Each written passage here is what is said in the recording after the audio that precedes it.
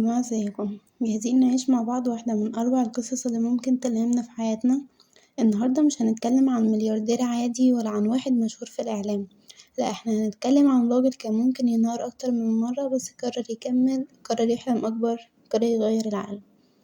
تخيل معايا راجل بينام على الأرض في مصنعه وفلوسه خلصت وكل اللي حواليه بيقولوله خلاص الحلم انتهى، بس هو قال لأ أنا لسه مكمل. والنهاردة الراجل ده بقى رمز للجرأة والمثابرة وبقى من أغنى الناس في العالم.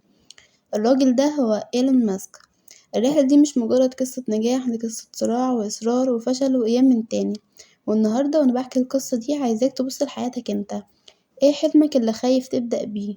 ايه الخوف اللي موقفك؟ يلا بينا نبدأ الرحلة. جاهزون يا أطفال؟ لا أسمعكم. إيلون ماسك اتولد في جنوب أفريقيا سنة 1971. كان طفل غريب شوية مش زي باقي العيال، كان بيقعد بالساعات ساكت عايش في دماغه وبيقرأ كتب خيال علمي بشكل جنوني، وفي عمر 9 سنين خلص كل كتب المكتبة اللي عنده. تخيلوا يا جماعة طفل مشغول بيفكر ازاي الإنسان ممكن يعيش على كواكب تانية. في الوقت اللي أصحابه كانوا بيلعبوا كورة هو كان بيكتب أكواد على كمبيوتر قديم، وفي سن 12 سنة بس عمل لعبة فيديو اسمها بلاستر وباعها ب500 دولار. ده أول درس، ابدأ بدري حتى لو بسيط. لكن طفولته ما كانتش سهلة، والده كان قاسي والمدرسة كانت مليانة تنمر. في مرة اتضرب ضرب شديد لدرجة دخل المستشفى، ومع ذلك الحاجات دي مكسرتوش، بالعكس خلت عنده إصرار إنه يهرب من الواقع الصعب ويخلق واقع جديد.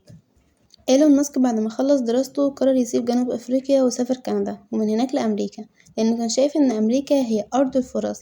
بدأ بشغلانات بسيطة، يشتغل في مطعم، ينظف مخزن، يعيش في أوض صغيرة، لكن دماغه كانت مليانة أفكار. أول شركة عملها مع أخوه اسمها زيب 2، زي دليل تليفونات على الإنترنت كده، ودي اتباعت ب300 مليون دولار. هنا أي حد ممكن يقول خلاص كفاية أنا بقيت غني، لكن إيلون ما كانش بيفكر في الغنى، كان بيفكر ازاي يبقى يسيب بصمة في العالم. عمل شركة تانية اسمها X.com اللي بقت بعد كده بيبال. لما اتباعت لإيباي خد منها ملايين، لكن بدل ما يستمتع بالفلوس راح حطها كلها في 3 أحلام كبيرة: تسلا، سبيس إكس، وسولار سيتي. وهنا هتبدأ الدراما، لأن 2008 كانت سنة كارثية.